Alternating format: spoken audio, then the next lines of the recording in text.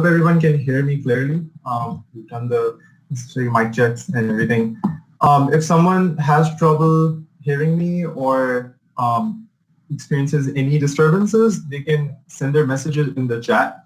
I will be responding to people's questions in the chat and will be moderating the entire discussion from there. Today we are here from behalf of NAP Investment Forum. We have Mr. Faheem here, who is the CEO of Fourien, and he will be talking about his company, about investment opportunities, about the different business sides, to what he does and what his company does in what his company does in terms of dealing with microfluidic devices, which is at the edge of which is a cutting edge technology, and that is used for very high-end, very high-intensive scientific, medical research applications. So before we begin, to all the listeners out there who have just joined in, my name is Rian Zahid, and I will be moderating the discussion today. And just some simple rules before I give a little bit about my background. The rules are pretty simple. Please make sure that your mic is on mute all the time. This is a webinar in which the audience cannot unmute themselves and ask questions directly. If you have any questions, then you can basically write them in the chat, and I will be sorting those questions out and then asking them according to highest priority. Aside from that, please do not share your screen. Please do not turn on your video. And also, if you have any other questions aside from this, you can always, again, send them in chat. The discussion will be after these 5 minutes, these first 5 minutes, we will be just talking about the rules and some of our backgrounds. And after 5 minutes, we will go into 35 minutes of intensive discussion and briefing by Mr. Faheem here, who will be talking about his company. At 40-minute mark of this webinar, we will move to question and answers, and we'll be entertaining questions and answers until the last 20-minute mark is complete. At 1 hour, we will be ending this webinar, and we will send you a post-webinar survey and poll in which you can fill out some of your contact details if you're interested to contact Mr. Faheem, and any other things that are mentioned in the survey and poll. You can give those answers. They will not be mandatory, and then the results of the poll and survey will be shared.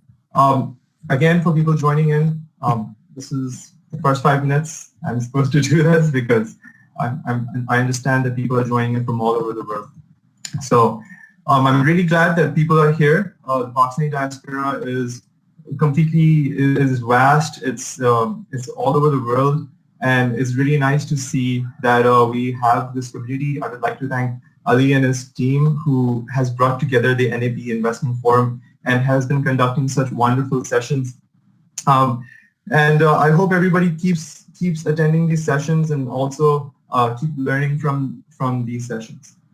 So a little background about myself. I have a undergraduate degree from GIK. I did chemical engineering from there 2 years ago. Currently, I'm doing research in software languages here in San Francisco. And on the side, I'm also the VP Marketing for GK Alumni Association. Today's discussion, as I said before, is going to be conducted for Mr. Faheem. Mr. Faheem is the CEO of Fourien. Fourien is a Canadian-based company that makes analytical instruments. They deal with microfluidic devices. These devices are used for intensive research in biomedical research and other type of high-intensive molecular research. So he will be talking about his company, what it does, the investment field around the company, and some of the business challenges and also the opportunities that exist. So I will be giving the floor to Mr. Faheem, and yes, if anyone has questions to ask for Mr. Faheem, you can send them in chat, and I will be jotting them down. All right, thank you, Mr. Faheem. The floor is to you. Okay, well, thank you, Ryan, for the intro. Hello, everyone. I'm Faheem here. And so I'll be talking about a little bit about the company which we are having here in northern side of the world. And the overall the presentation is not like really an investor pitch deck, but it's basically just an overview of the company and just like an introduction, so that we can get engaged later on in more focused ones afterwards. So the company is called Fourien. It is basically a kind of a name from Joseph Fourier, basically just a tribute to that big mathematician of the history. And what we do is basically, let me give you some background, what we have. So basically, we are all about biotech. And then from our body, we have so many different fluids which can be either extracted or they naturally come out of our body, and then they basically, I mean, this is our daily part of our body and our life actually. But some of the easier accessible fluids are like blood, which is very common. Many of you might have gone through blood testing. Urine is there, sweat, saliva, fecal samples are also there, and there's not much going on for fecal samples, but we are into that to extract some liquids from there and to do a diagnostics on that. So what is really of an interest for us? I mean, medicine is probably thousands of years old practice for human beings, and also a need. So it is continuously improving, but one thing which is absolutely and continuously improving is the technology, the tools which practitioners use actually regularly. So something very good about these fluids is that homogeneous. So for an analytical tool or a technician or an expert, this is just basically the dream to have a homogeneous solution. And then there's a huge amount of data basically hidden in these liquids. For example, one of our collaborators here at the University of Alberta, Professor Wishart, his team found out that urine contains over 3,000 basically identifiable compounds which can be separately detected using different techniques, and we call them metabolites. So it is just about urine. So imagine how much information is hidden in blood, how much is there in sweat, saliva, and fecal. For last 2 years, we have been working basically mainly on blood to develop a very special technology on that, which I'll be talking about later on. And then recently we also included saliva because we got some good amount of funding from the government. And so those are two solutions of our interest at the moment, but we have also started having some collaborations on sweat. And fecal is a little better, little difficult because we still don't have any technology to extract extremely tiny amount of liquids from there. Okay, so I would be just talking about blood as an example, and it kind of applies to many other types of fluids. For example, in blood, we have really large amount of blood available in our body, but we really don't want to give that away unless we are donating that. So, but at the moment, even in highly advanced diagnostic labs, they literally take milliliters of blood from your body just to do tests with those technologies which are considered as gold standard.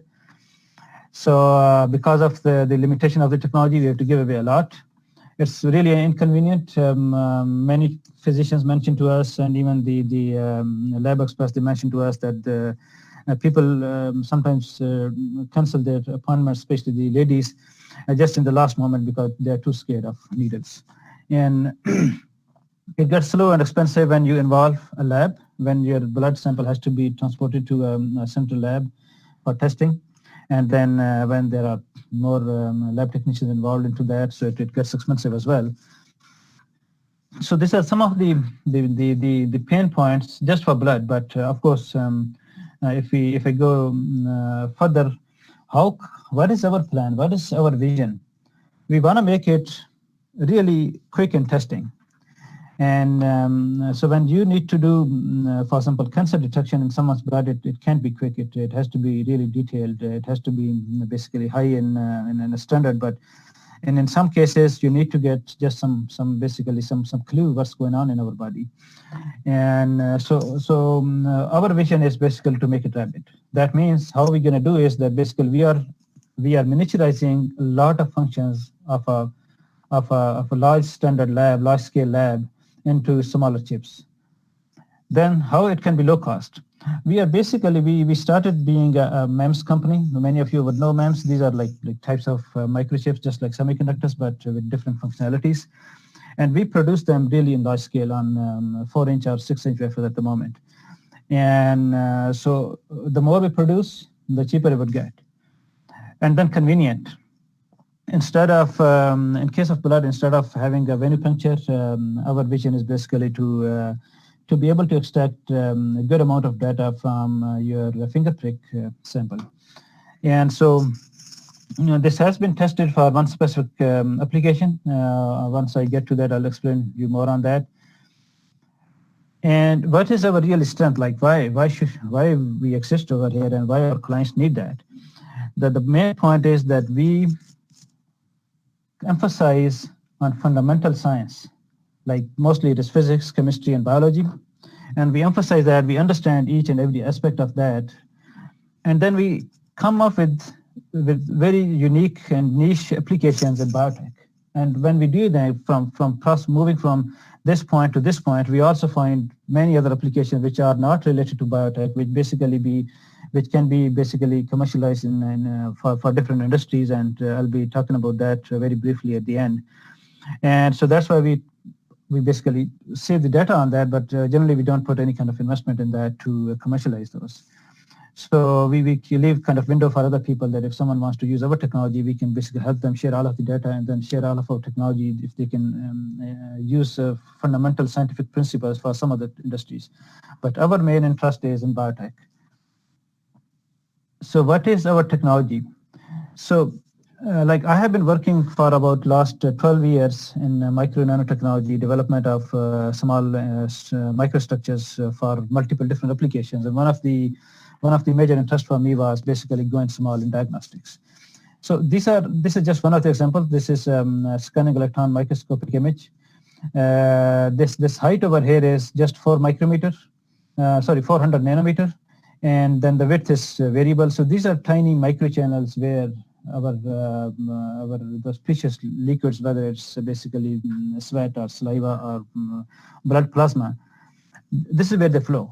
And once they get into this, then I'll go back to the same point that we use fundamental science to basically figure out how well we can basically do some diagnostics on that.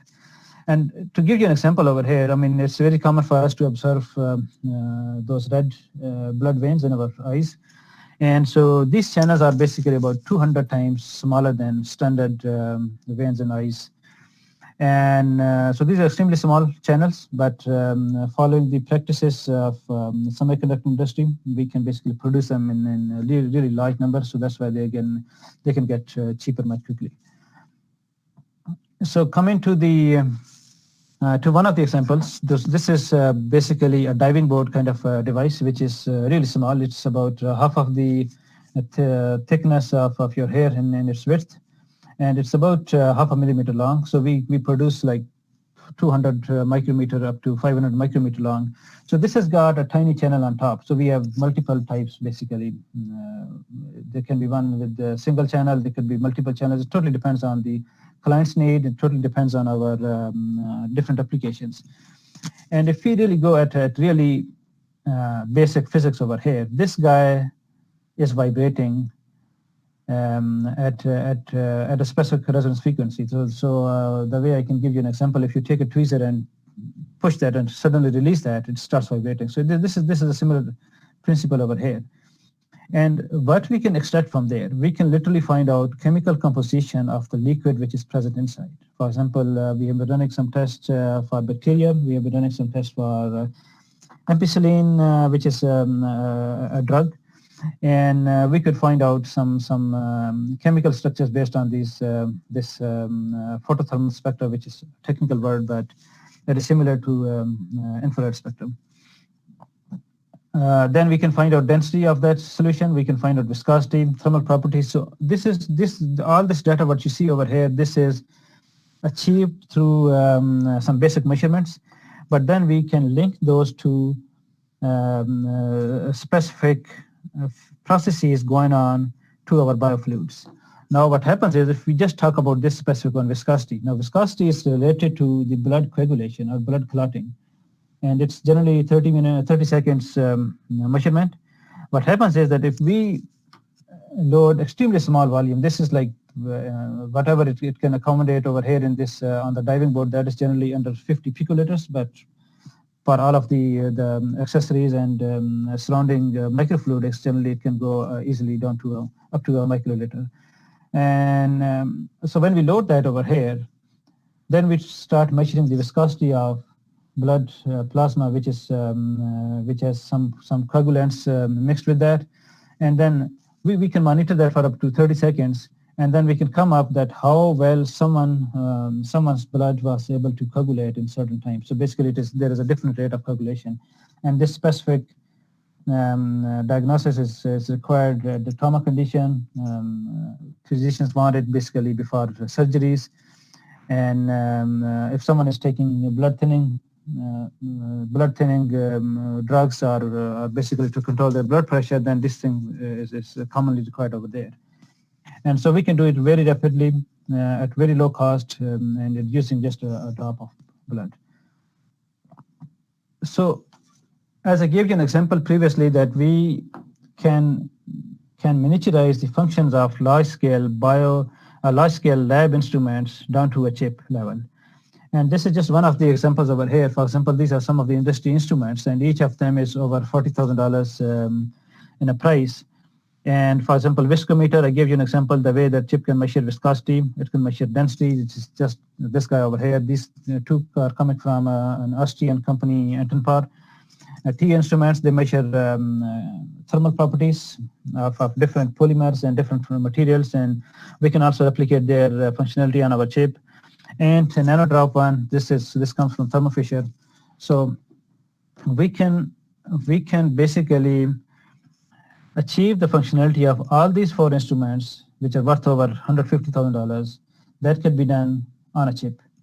Now, how I can basically claim this? One thing which I forgot to include over here is, but you can look with my name on Google Scholar, that there is, for the last 10 years, we have been publishing a lot of scientific papers, scientific research articles.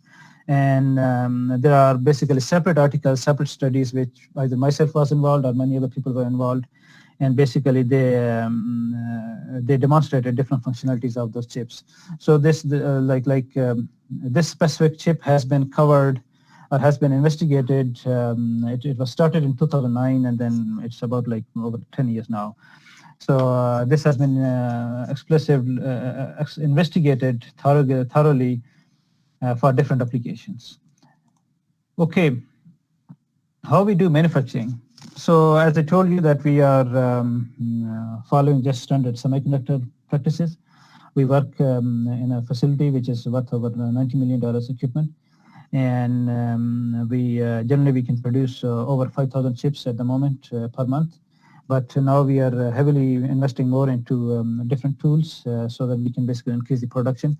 Each of our chip at the moment, it is 5 millimeter by 5 millimeter, as you can see on the screen. This is an old image where you can see some of those chips randomly placed over here, and they come in different colors and sometimes different structure on that. The colors there are different colors because of some variation in the thin films. And you see two sensors over here, these ones which are just pointing each other. So there are two sensors, we call them microfluidic cantilevers. Cantilever because it is basically a cantilever, it is just clamped on one side, it is free on the other side. So that is where this kind of way basically enables us to produce them at a large scale. For example, we start with generally with 25 wafers, but sometimes it is more than that. And this is one of my older photos where I was holding a 4-inch wafer which contains over 400 devices of different sizes, not exactly 5 by 5 millimeter, but there were many of them which we were basically testing for smaller sizes as well. So our next size which we are approaching is basically 3.5 millimeter by 3.5 millimeter as a chip size. But this guy inside, that would be probably going to nanoscale. Most probably the channel length, the tube, it is a rectangular channel, so the tube height would be about 50 to 100 nanometer. Okay. So now what happens is that these chips, they can't do anything themselves. It is just like a microprocessor of a computer. I mean, imagine Intel is producing microprocessor of a computer, but no one other company, there's no Dell, there's no Microsoft, then those microprocessors can't be used so easily by people. So something similar happened to us when we perfected the functions and the production of our chips. Then we found out that there are not many vendors around who are basically advanced enough to develop the instrumentation which can take data from our sensors.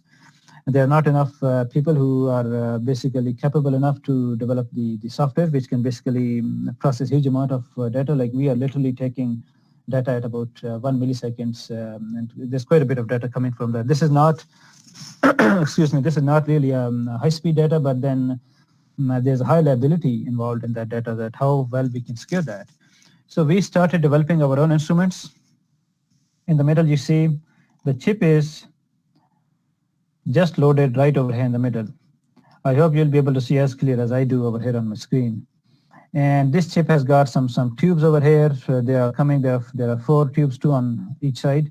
And then this goes into another instrument. Now this instrument has gone to a much better shape and scale.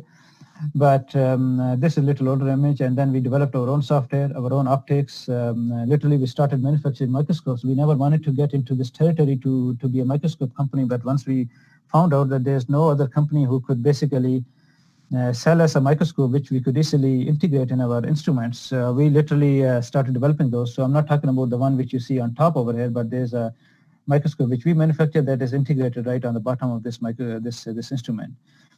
And then we started manufacturing the controllers as well. So this guy comes with the computer, with an oscilloscope, with some electronics over there. So this we got really very low noise electronics, very high speed electronics, which can basically push data to the computer. So this is one of our instruments. We have been globally selling those in different countries, and mainly to researchers at the universities and also in some research institutes. There is another one over here which I was talking about earlier, that we could basically measure blood coagulation and blood clotting. And as compared to the one which I already told you, that is picomeasure, this guy is mainly about putting a droplet. And here you don't have to worry about basically smaller channels, because the MEMS chips which I mentioned to you, it is so small that the red blood cells cannot really squeeze into that. Bacteria are good; bacteria can easily move in, but not not something like red blood cells, or even WBCs are even larger than that. So we developed another technology then, which was basically came out of a requirement of a client, and then we thought, oh, this is we could basically commercialize that. And so what happens is that there is a wire, it is inserted, it is a wire-like sensor. It is basically immersed into a droplet of either whole blood, or generally it is centrifuged, and we either take serum or plasma.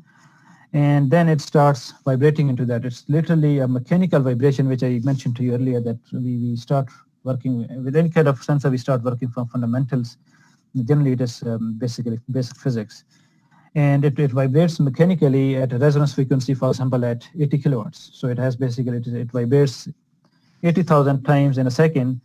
And then as soon as this blood sample over here, which is basically kind of a PTT test or APTT test for coagulation measurements, when it starts getting thicker and thicker or getting more viscous, then it is basically impeding the frequency of that sensor, and that guy pushes data to a computer, and then we can have some algorithms over there. Mostly they are related to machine learning, because then we collect all of the data, and then every previous data basically helps improve the decision making on the upcoming data, which is generally coming at a rate of about 50 to 100 milliseconds. And so we need to do very fast processing, especially acquisition plus processing, and then we do detailed processing later on. And so all of these, this picomeasure and Questor, these two instruments are connected to our server. So basically we can log data over there, and then we can further do data analysis. And that's where we want to make this whole diagnostics data-driven. So at the moment, these instruments have been developed mainly with the scope and focus on for lab scale desktop instruments. And but ultimately the aim is that they can be used at pharmacies, at different diagnostic labs, either by individuals or basically by experts over there. Moving to another one, so this is just one more product from us. So when we got into this whole business, then we found out that we needed to control the flow of those different liquids through these tiny channels. And what could we really do actually? And then we started looking around. There were not many manufacturers for pneumatic pumps which could precisely provide us good flow, good flow rate. It is just like, imagine how beautifully our heart is pumping blood into our veins, into those tiny veins. It is just like that. We had to develop something extremely precise, extremely repeatable, reproducible. And so we had to develop our own technology to basically control the amount of liquid which can be pushed in these sensors. And for example, in this specific tool, it is called ContiFlow, or basically it comes from continuous flow. It is noise-free flow, basically controlled by air pressure or dry nitrogen pressure. And you can see there are 4 vials. They were loaded, but we can literally manufacture these according to the need of an application. Starting from 1 vial of a different size to even a larger size to up to maybe even 10 vials all around this box over here. We can basically control all those aspects of the instrument. And let's go over here. So who is in this? I mean, microfluidics is still something new. It is just like IC manufacturing were like in 60s or even 50s or 60s. So microfluidics is just picking up. And this top, I have basically just collected some of the logos of our either they are suppliers or they are competitors for us. But most of them are basically in competition because we are getting into the similar products. Now, for example, these companies on top line, Dolomite and Elflow, Micronet, and Beyond Chip, they are developing components for people like us. Although in our case, we basically develop our own parts and our own components, but they are developing components for other companies or other diagnostic companies who want to develop products of microfluidics. And then these people down there, they're really doing different applications. Like Corelia, they are doing more on proteomics. Mimetas, that basically they are trying to mimic the functionality of different organs on a chip, how our metabolism works and how different processes work. So they are basically trying to simplify that so that pharmaceuticals and drug development companies, they can test their drugs. Zartec, they have chip clot product that is similar to our blood coagulation instrument. And sometime back they raised $10 million, and so they are in direct competition for one of our products. Miraculous, they are mainly in basically DNA extraction and probably drug testing as well, basically just to a drop of a solution. So the industry is picking up more and more. Competition is coming up because mainly because these new technologies. There's a need. There is always a need, basically, to go small in volume of your reagents. And one of the most expensive reagents, as I told you, is blood. So different companies are coming up in different basically capacities. Now coming to the market of analytical instrumentation, like what are the key trends, what are the drivers, why people want to buy better instrumentation? I believe, well, it is unfortunate to talk about that, but I believe there was, before COVID crisis, no one was realizing to this scale that how much there's a need to improve on biotech instrumentation. And I'll give you a small example by some numbers on the next slide. So, but some of the key trends over here are that basically it is just the improvement in the instrumentation. Like, for example, we are a very unique company where we are developing specific technology for small scale, low cost, and quicker diagnostics. So similarly, there's innovation coming up based on people's 2 decades research of multiple different scientists. Even IBM is involved. If you look for IBM microfluidics, you will find their whole division. I think they're based in Switzerland. And I'm talking about the microfluidics division, which is out of Switzerland. market driver, then basically, like especially in developed countries, there is a lot of regulation involved. For example, even in our case, our strategy is more towards entering the market basically through research labs, where basically we don't need to literally get FDA approval, but once we get into a diagnostic market, especially in point of care kind of a situation, then we do need to go through all these regulations. So once you get FDA approval, this is extremely difficult task, but once you get into that, then basically it gives you a big credibility. Then the market is just yours. And we are expecting that probably will be by end of this year. COVID has slowed down most of our tests, but by end of the year, this year, we'll be finishing our clinical tests with our coagulation technology, and then we'll be moving towards approvals for FDA as well as Health Canada. Market driver, there are so many different applications coming up. Just as I told you that we have good control on the fundamental science of our products, and that gives us basically to think of some applications which people never even thought about, which were basically just out of the capacity of measurement from conventional technologies. And so those new applications, they are coming up. For example, as I told you that there are over 3,000 individually identifiable components in urine, and imagine how much is present in blood, or even your tears or saliva. So these new applications are basically also one of the key drivers. The forecast over here for 2021, this is an older number. This is a number from Business Wire. This is a number from 2018. When the world was not suffering from the present crisis of COVID-19. But if we go forward now, then this has improved to basically more than double actually of in terms of market size over here. As you can see, that $124 billion is basically predicted for 2023, and this report came very recently. What happened is that basically suddenly governments has started investing into improvement of their diagnostic labs. I mean, it is just from every country in the world, just because of the virus situation now. So there's a huge driving force from the governments and even from the individuals basically to invest in their diagnostic capabilities. And especially in point of care, especially in where instead of having a phlebotomist who would come and extract your blood from your vein, people want to get it done themselves in their bedroom.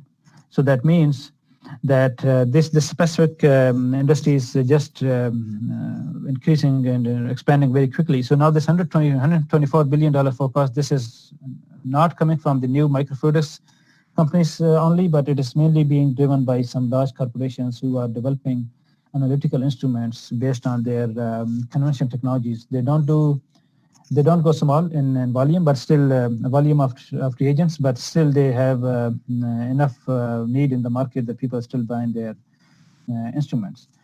And so the some of the big corporations which are driving this such a big market share, market size is basically, for example, Thermo Fisher Scientific is there, Bruker is there, Agilent Technologies, PerkinElmer, Danaher. So these are all some of the companies who are basically, whenever a microfluidics company like us, whenever we start picking up some potential, these larger companies come and they buy out the smaller companies. So recently, Thermo Fisher bought a European company who were, I think, developers of vaccine. I forgot the number, but probably was over $1 billion acquisition. Okay, our sales. There's a global need for basically the technologies, whether it's coming from our company or somewhere else. And so far our sales are in Canada, in the US, in Saudi Arabia, because they're investing a lot in adopting new technologies, and in South Korea. So we have been literally serving multiple countries, and now we are expanding more into that. Once we get regulations approved, then probably we would be entering in Europe as well through CE mark, but that is more in their diagnostic market. For our fundamental and primary, basically the early market is getting into research labs. So there we don't need most of the standards. I mean, we do need ISO standards, but we don't need FDA kind of approvals. Where we are located. So we are located just on the north side of this continent. It's pretty cold over here. It gets to minus 44 in winter. This is pretty painful sometimes to walk around when it's in the first few weeks of January. But we have a building over here. We have set up our manufacturing here, and then we also got a clean room in a different building. And so that is where we are located now, and we are planning to have an office in the US and possibly one facility in Ontario as well. What are the key benefits to be a Canadian company? Well, Canada is a major immigration hub, and especially after some difficulties for people to join their families and employers in the US, especially after recent sanctions. We are getting a huge, basically huge movement over here in Canada. Basically, government wants to get immigrants from other countries. Those are highly qualified people, especially coming from Asian countries. And so that kind of being an immigration hub, even here in Edmonton, which is a little towards north from Toronto kind of areas. So this still gives us really good access to highly qualified talent. The social benefits, especially now we have realized that even when our company was struggling with low sales and problems with our salaries, then people were basically supported by the government. So that is a huge peace of mind. Then, for example, in our case, we have to rely on intelligent brains who are PhDs, who have to focus on their work, who are really passionate about creativity and about what they do with us. So we really can't push them that, hey, now you need to worry about your insurance for your family, for your parents, for your kids. Now you need to worry about your loss of job. The government literally supports most of the aspects of our life over here. So we can. That's really a huge support. I'm always thankful to the provincial as well as the federal government. High quality of life at low cost. Like for example, the building which I showed you, that is 4 to 5 times cheaper than what we could rent a similar size building in San Francisco or in San Jose. So we are enjoying this kind of benefits over here. So that helps us basically to tap on the talent. Well, we can assure them that there are basically social benefits available in Canada, and there is a high quality of life. Government support, we have been relying a lot on government support. Instead of going for equity-based funding, we have been getting 75% contribution from the government to hire really qualified people and even to support towards our operational costs. So that is really a big benefit to be a Canadian company. And then made in Canada, just like made in Japan, Germany, made in the US, made in Canada, we have been literally capitalizing on this brand. This is a highly respectable brand. When a product gets into either in NASA's hand or in IBM or at Intel, so if our product gets out, then basically this is considered to be robust, to be basically built, to have been built by some experts. So this Made in Canada brand is something really which people should consider.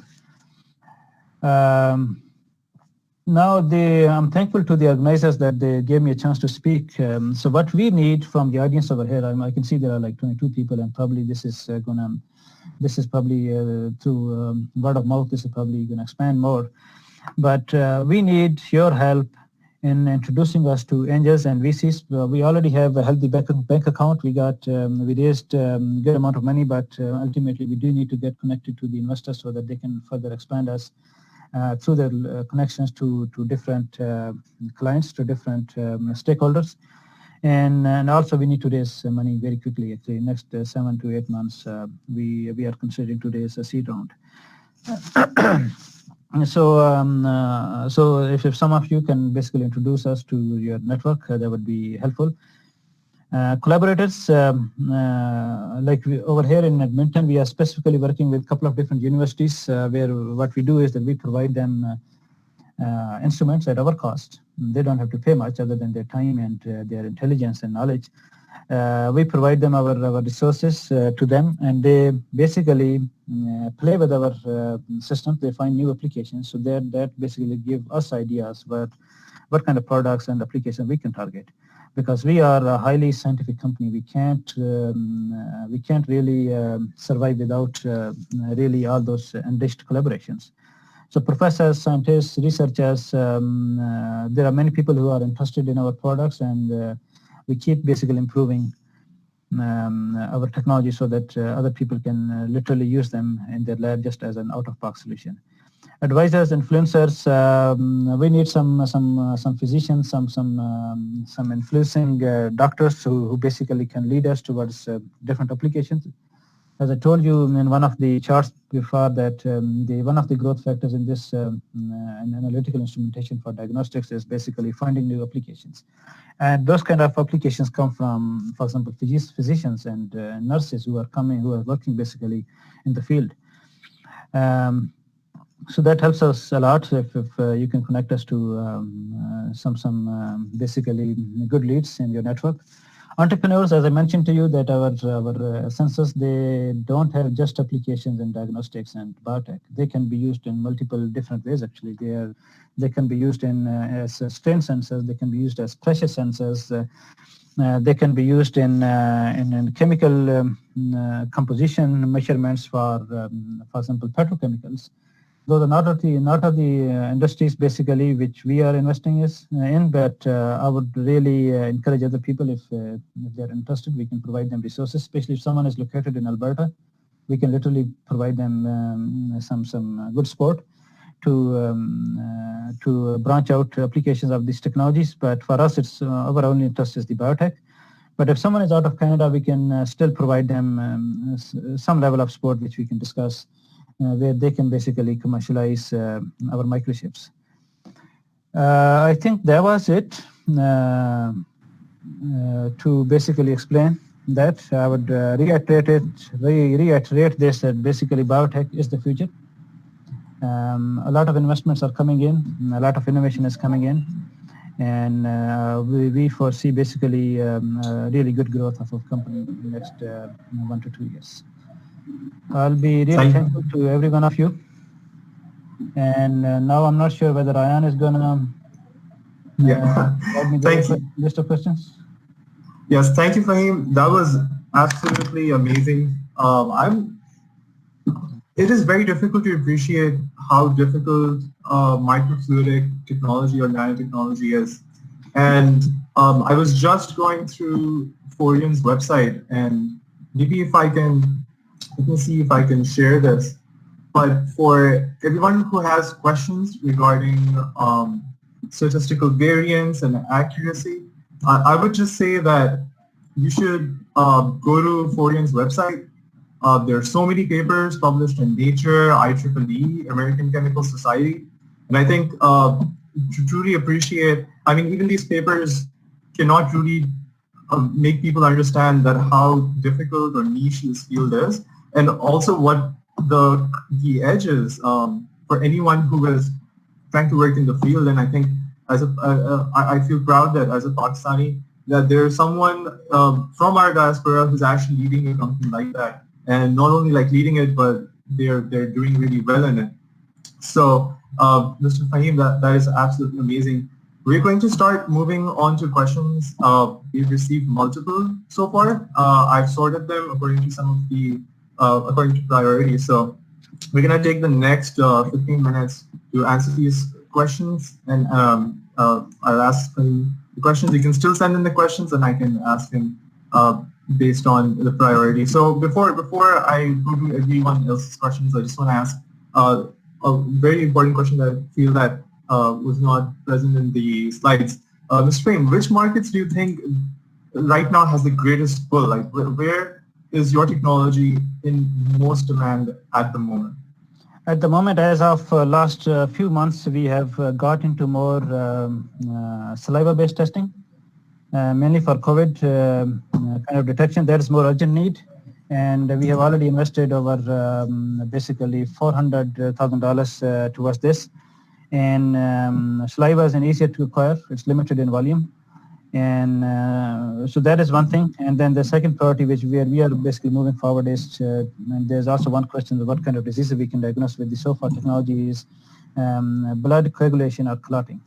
That is one of the low-hanging fruit for us, which we can basically achieve through our devices with a good confidence.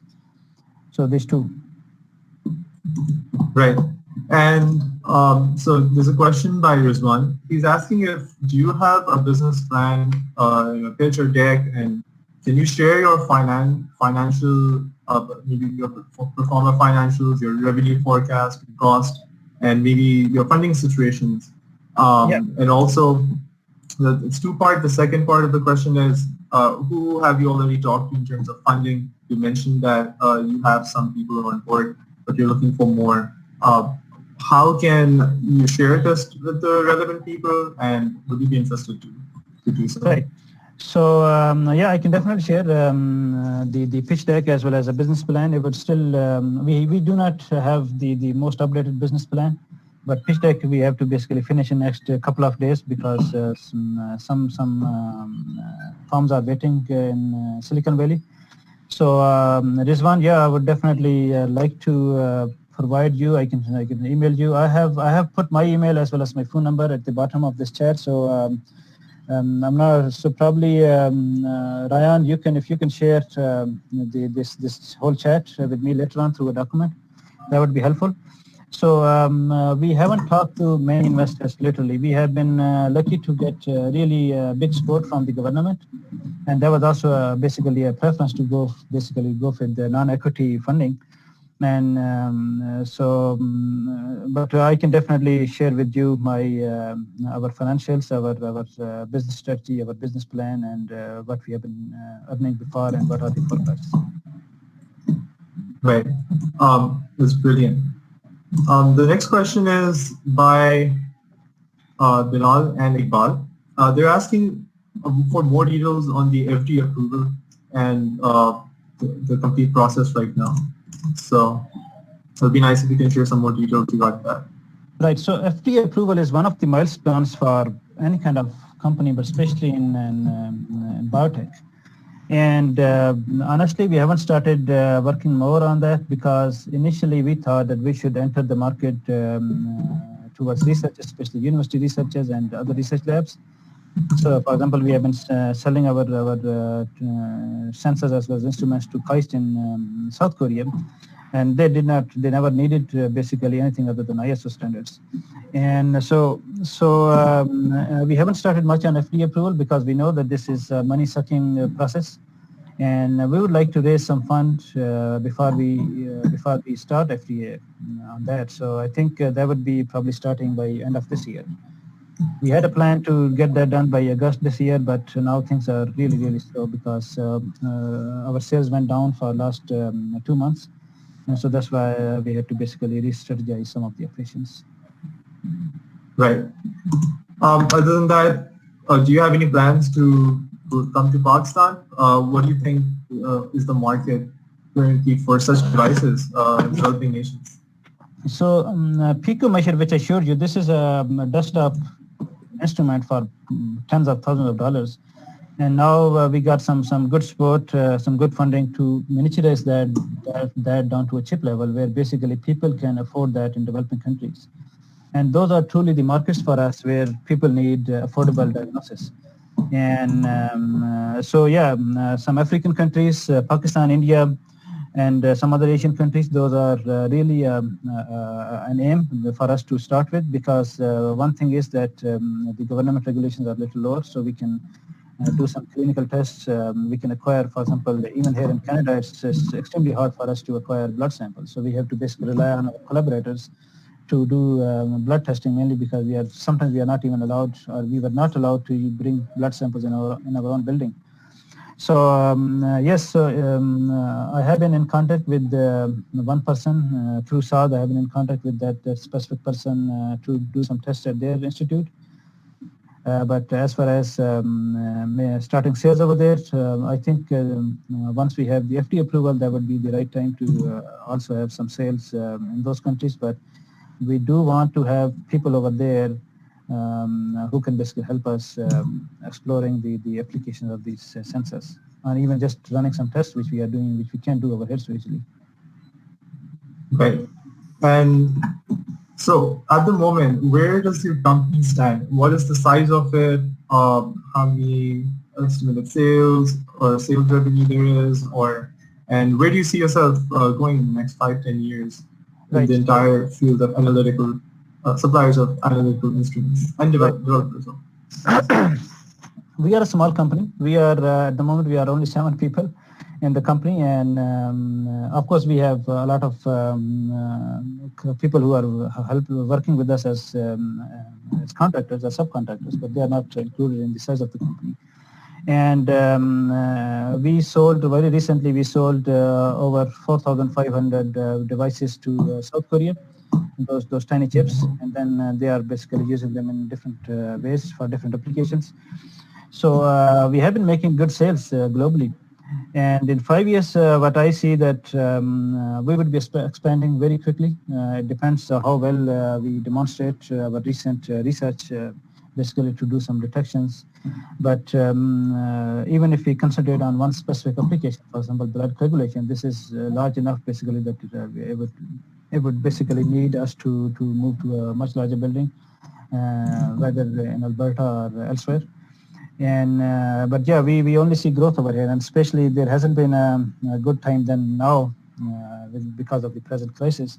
But basically, there's a whether it's coming, this need is coming from the physicians or from this attention is coming from the investors. Biotech companies do have to innovate very quickly to basically present solutions in the market because people are literally waiting for us. Right. Two more questions before we end this entire webinar. What's your what has your journey been coming from Pakistan and now leading a cutting-edge analytical instrument country? What led you here? I'm very interested to know that, and I think everybody would be interested to know Well, yeah, your journey as well. it wasn't easy. I was a shepherd or a herder in a poor village in Pakistan. First time I used electricity was, I think, in 1999 or 2000 when I basically pressed a button and then it turned on all of the lights. So it wasn't easy. I hail from Attak, district Attak, but our village is located, I think, at 4 hours drive from there. And so I came from a fairly poor background. My cousins, my family, they're still shepherds, herders. They still work with goats, just basically hand-to-mouth kind of life. But yeah, I graduated from Air University. I'm really thankful to all of you GKians who started this because we didn't have any alumni network, and my dad wanted me to get into GK. We visited before the application process. He visited 2 times over there. He asked me to get there, and I always prayed that I should not be able to get there, even if I get the admission, because I didn't want to pay a lot of fee over there. So even I was on waiting list in GK, but I mentioned that to my dad that even if I'm accepted, I would never like to go there. Just I don't want to pay so much fee. I can't do that. So from Air University to Sweden for masters in micro nanotechnology, Sweden to Denmark, PhD in micro nanotechnology. So those 5 years were absolutely fruitful for me because they gave me access to their probably millions of dollars, those clean rooms. If you look for DTU Nanotech or DTU Dan chip, you would see the size of their manufacturing facility where I used to work. Even on a Christmas Eve, I used to work there all the time. So from there, I moved to Alberta, basically because Alberta was booming at that time. There was mainly it is oil-based economy, but I got good opportunity to grow the company over here, and the Fourien was incorporated April 2016, but I didn't have any business, even any money to basically commercialize the technology. The technology was in my hands because I was working as a postdoc at the University of Alberta, but I didn't have enough money actually. So I had to save little by little, and then I think in 2018 I got first order for $300, and then by end of 2018 I got another project totally non-related to biotech. It was mainly about kind of small piece of robotics, and that was $10,000. And then 2019 was a big jump. Actually, we got quite a bit of quite big sale actually, which helped us to move to our own building and buy a lot of equipment and hire people, and then also make 25% contribution towards government grants to hire more people. So it hasn't been easy from our village to this level, but I don't think it hasn't. We have achieved anything, myself or my team at the moment. But the whole point is that once our device, once someone in a developing country, if they can literally, if they are putting our device on their finger, for the device may be costing just under $1. And if they can find some value of the device, some information of their health, and they can see some results on their phone, that would be the moment of achievement. But at the moment, I think it's just basically a process of some efforts. Sorry for the long answer, but Ryan, you asked for some details, so I had to provide that.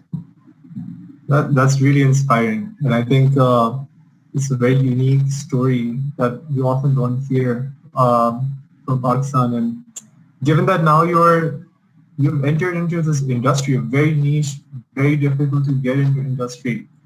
How do you feel people from your community should use this opportunity? I mean, you are here available to all of these people now, to all the Pakistanis. What message do you want to send to all the people here? And how can they take advantage of you being here in this industry? I see a lot of, during my undergraduate degree, I did research in micro reactors. And during my research, I looked into microfluidics, and all I saw was Indian researchers and Indian companies just going heads on with this, sending their probes to space where they're doing research and whatnot. And I mean, I feel that now you're here. There must be some door that has opened for the people in this group and the people they know. And what message do you want to tell them regarding this? What unique opportunity are you providing here that currently never existed before you? Right. So first I would start that just from the national level of opportunity over here, that Canada is really welcoming people. It's kind of a little cumbersome process to enter as an immigrant, but once you are here, you can start a lot, not just in biotech, but in any kind of industry. Governments are investing a lot. One of my person I know from Nicoya Life, the guy who started a company in Waterloo, he already raised $10 million. So that is basically a national level of basically what people can get advantage from being in Canada. I know the US is much larger support system, but Canada is having unique benefits. But for myself, if someone wants to get any kind of use of my resources, my presence, I would say I can be connected anytime through an email or a phone call. But people who are literally present in Alberta, they are directly getting some advantage because I have already invested